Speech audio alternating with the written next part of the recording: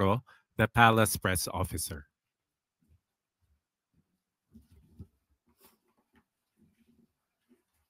Magandang araw, Malacanang Press Corps.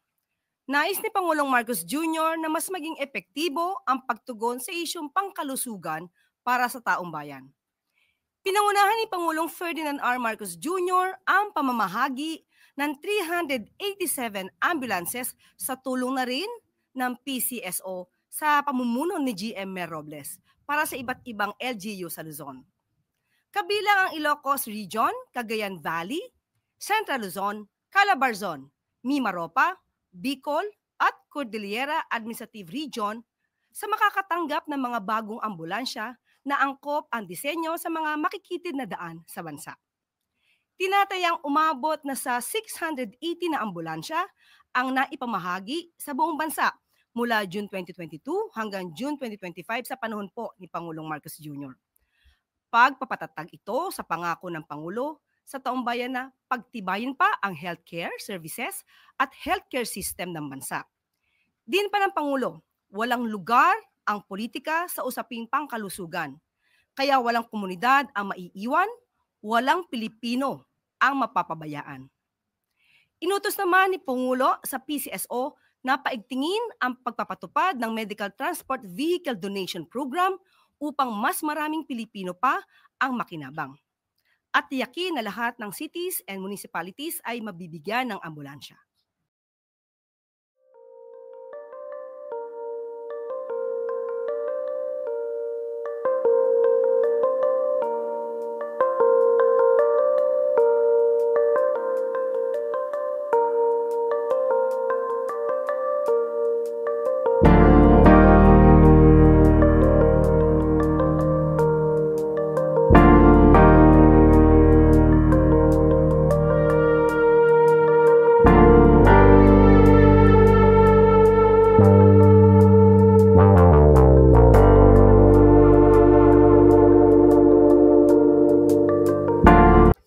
Maraming trabaho ang nakalaan sa ating mga kababayan.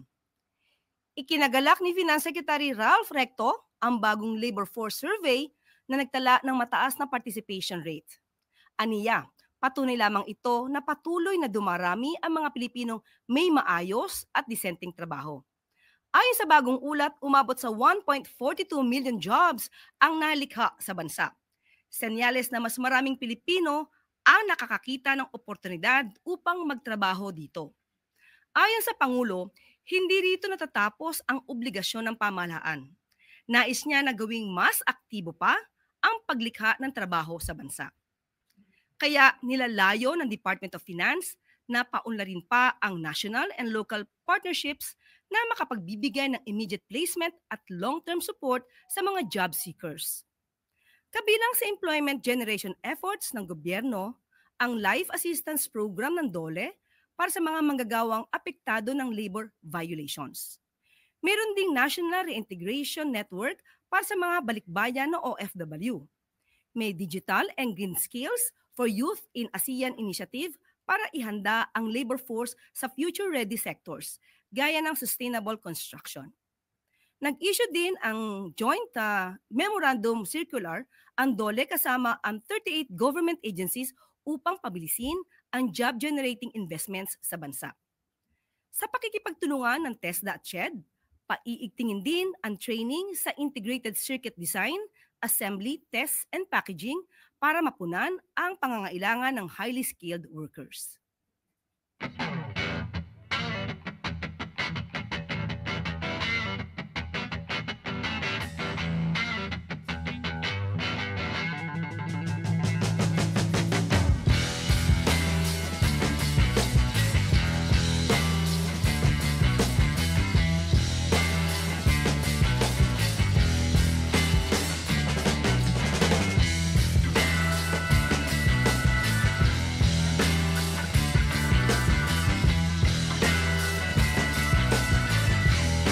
Maaari na po akong tumanggap ng inyong mga katanungan. We begin with Maricel Halili, News 5. Magandang tanghali po, Yusek. Ma'am, just a quick comment lamang po dun sa naging pahayag ni Vice President Sara Duterte sa The Hague. She mentioned na nakausap daw niya si FPRRD and meron daw quote-unquote last wish na binigay sa kanya, saying na wag na daw iuwi yung kanyang katawan sa Pilipinas, ipakremate na lang daw siya doon at yung ashes na lang ang iuwi. Would you like to comment on that, Yusek? Family matters po yan at pampamilyang usapin. So, sa kanila pong desisyon yan. Next question, Ana Bajo, GMA News Online.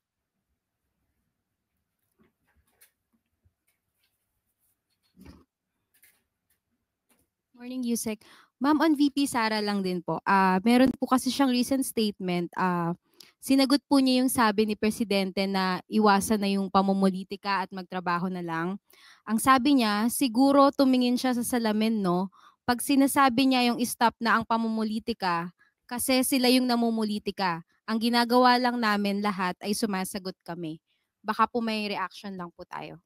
Tama naman po na ang bawat tao, lalong-lalo na po ang public servant, ay dapat nananalamin at ina-assess niya yung sarili niya kung siya ba'y nagtatrabaho, namumulitika, o nagbabakasyon lang.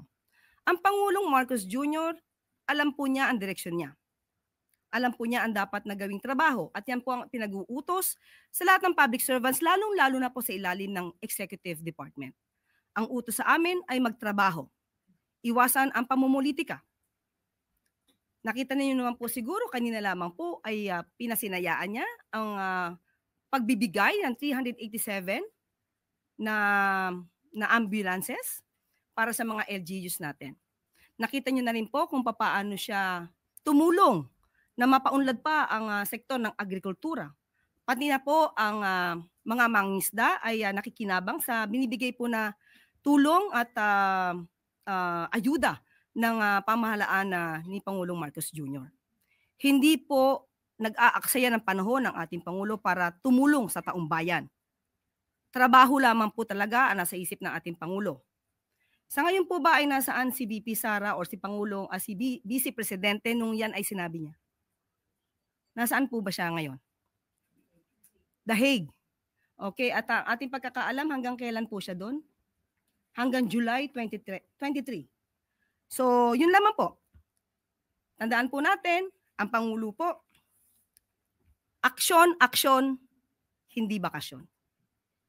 Ma'am, ang sabi niya, sumasagot lang din naman daw po siya sa mga attacks po ng Marcos admin.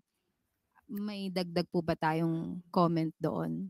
Siguro po mas magandang ma-review po niya yung kanyang mga sinabi. Tandaan po natin, nung inilunsad po yung 20 pesos na bigas, yung po ba ay pag-atake sa Vice Presidente? Pero inatake niya po ang proyektong ito ng Pangulo na 20 pesos na bigas. At marami pa pong sinabi ang Vice Presidente na hindi naman po issue ng Pangulo at ng gobyerno. Thank you, ma'am. Ivy Reyes, Billionaire News Channel. Hi, Yusek. Good morning. Sa isang interview po ni Mr. Chavit Singson, sinabi niya po na parang nakalimutan na po siya ng Pangulo after the elections kahit malaki po yung tulong niya dito at that's the last time they will help Marcos po. Mm-hmm. Sa ngayon po, hindi po natin alam kung nadinig na po ng Pangulo ang mga tinuran po ni Governor Chavit Singson. Pero sa ating pagkakaalam po, ang ating Pangulo naman po ay hindi po siya nakakakalimot. At kahit siya po'y nakalimutan, hindi pa rin makakakalimot ang Pangulo. So hindi lang po siguro sila nakakausap or hindi po natin alam. So hintayin na lang po natin kung ano magiging tugon ng Pangulo. Dahil kung sila naman po ay naging maganda ang pagrelasyon dati, kung meron man po, at yun naman po ang sinabi ni Governor Chavit, wala po tayong magiging negatibong tugon mula sa Pangulo. Ma'am, just to follow up on the Sabongero story development, sinabi po ni SOJ Remulla na based sa intelligence na natanggap nila at dokumento, yung mga involved nung sa drug war ni former President Duterte ay possibly involved din sa missing Sabongero's case. May response po ba ang Palasyo at have we heard from General Torre about this? Okay, kung ganyan po ang nakikita sa mga investigasyon, mas lalo pa po dapat itong palawigin yung pag-iimbestiga rito. dahil mukhang konektado ang mga nagawang krimen kung ito man po ay mapapatunayan. Hindi po natin sinasabi na sila na po ay guilty, pero mas gusto po ng Pangulo, iuutos po talaga niya na dapat mabigyan ng hustisya ang mga nabiktima. Thanks po. Sam Medinilla, Business Mirror. Good afternoon, ma'am. Itatanong ko lang po, ma'am, kung ano po yung naging position ni President Marcos doon sa report ng LUWA nung nasubmit na sa Office of the President. Opo, ang Pangulo po ay naaral na po ang report mula sa LUWA at siya po mismo ang nag-aral nito. At ang rekomendasyon po sa kanya ay kanya naman pong inayunan. Ano po? Ang rekomendasyon po ay saka na po namin ibabahagi sa inyo. Kailangan po muna naming umaksyon. Hindi po ngayon ang tamang panahon para i-reveal kung ano po ang dapat na gawin ng pamahalaan para sa mga nabibiktima ng kakulangan ng supply ng tubig. Pero may immediate marching orders po ba si President sa LUWA or dun sa other 8 concerned government agencies? Kapag tayo po ay nabigyan na po ng pagkakataon na maibigay po ang detalye kung ano man po ang gagawin ng gobyerno at pamahalaan para sa mas mabilis na pag-aksyon sa mga biktima nito ng kakulangan ng supply ng tubig, ibabahagi ko po sa inyo. Last na lang po, ma'am. I-confirm ko lang rin po kung may natanggap na rin po ba ng Office of the President yung enrolled bill ng Konektadong Pinoy. Parang hindi ko siya natanong ngayon. Sige, Sige po, itatanong ko muli, hindi ko siya natanong sa ngayon. Patungkol diyan. Salamat po. Chloe Hofana, Business World. Good afternoon po, Yusek. Confirm lang po namin, do we have a new PCO secretary na po? Sa aking pagkakaalam, wala pa po. Nananatili pong acting secretary si J. Ruiz. At kapag ka po naman ay merong bago, kung meron man po, kasi yan po yata ay lumalabas sa mga bali-balita, wala pa po ako makukumpirma kasi wala pa po rin dumarating sa akin kung ano man po yung update. So we're denying po ng new secretary si Mr. Dave Gomez? Hindi ko po madidinay, hindi ko rin po masasabing oo o hindi dahil wala po sa akin pang naibibigay na ano man pong update. On other matters po, Yusek, may natanggap na po bang letter ang Philippines from the US on tariff? Wala pa rin.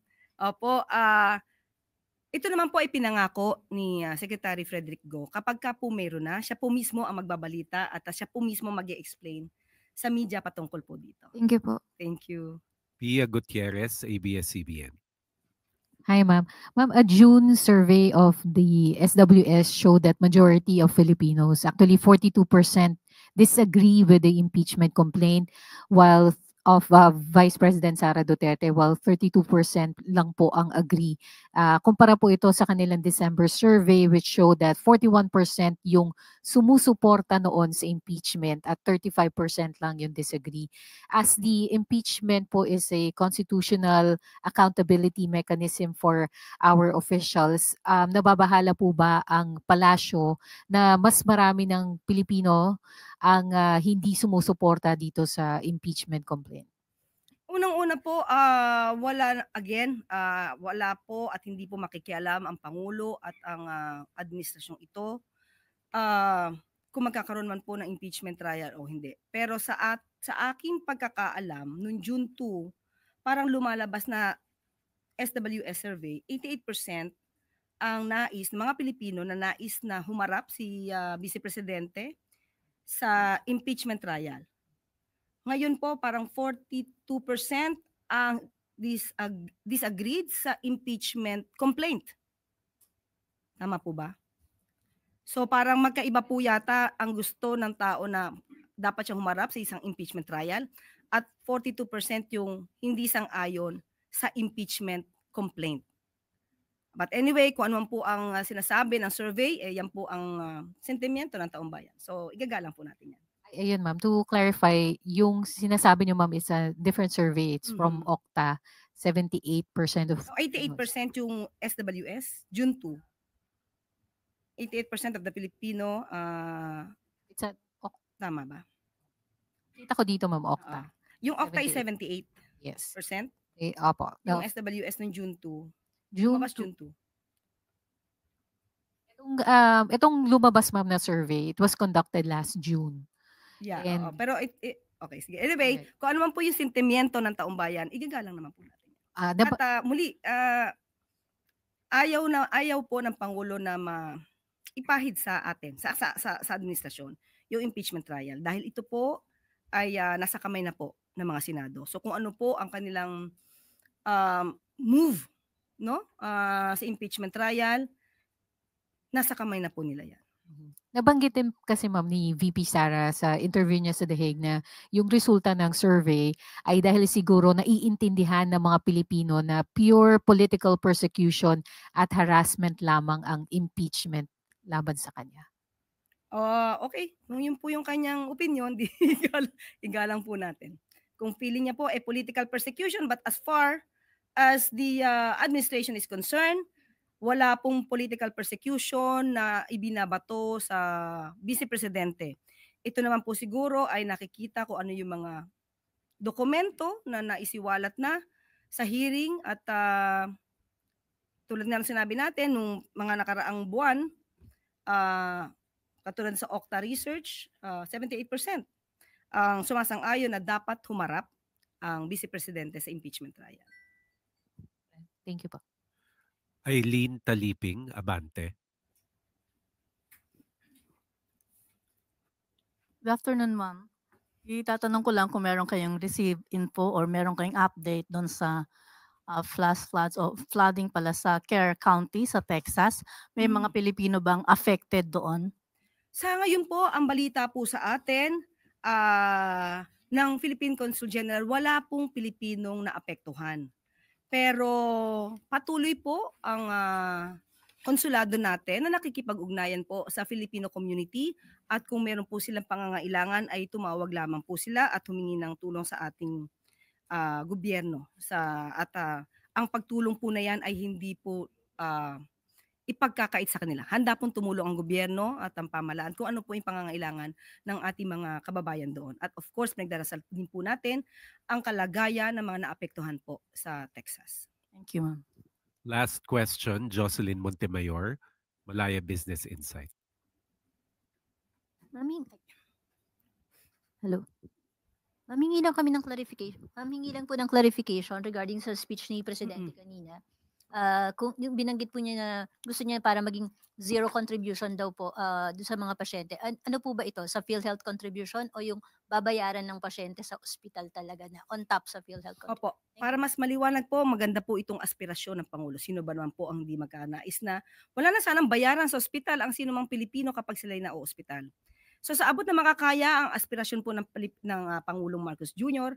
ay mabawasan po o kung pwede nga maging zero ang out-of-pocket expenses ng ating mga kababayan kapag sila na ospital.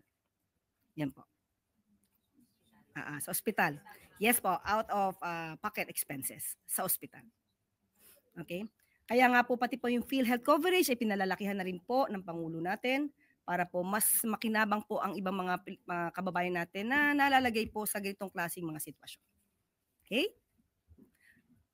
Bagong pag-asa para sa persons deprived of liberty.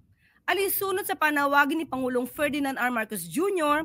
na itaguyod ang hustisya at kalinga, 10,739 na persons deprived of liberty o mga taong nakapiit ang nakapagtapos ng elementary at high school sa ilalim ng alternative learning system ng Department of Education. Nabigyan din sila ng time allowance for studying, teaching, and mentoring ayon sa Republic Act 10592 bilang pagkilala sa kanilang pagsisikap. Samantalang 107 PDLs naman ang nakapagtapos ng kolehiyo sa ilalim naman ng Tertiary Education Behind Bars program sa pakikipagtulungan ng Commission on Higher Education, habang 720 PDLs naman ang nakapag-enroll na sa iba't ibang degree programs. Pinalalawak pa nito ng Bureau of Jail Management and Penology o BJMP sa pamamagitan ng pakikipagtulungan sa iba't ibang kolehiyo at universidad. Kaugnay nito, 112,707 PDLs na rin ang nakatanggap ng pagsasanay na sa iba't ibang technical at pangkabuhayang kasanayan tulad ng carpentry, electronics, welding, arts and crafts at small-scale entrepreneurship sa tulong ng TESDA at ng mga katuwang mula sa civil society. Ang buhay ay mahalaga. Ang mga naligaw ng landas noon ay maaari pang bigyan ng pag-asa ngayon. Kaya paigtingin pa ang huli, hindi patay sa mga operasyon.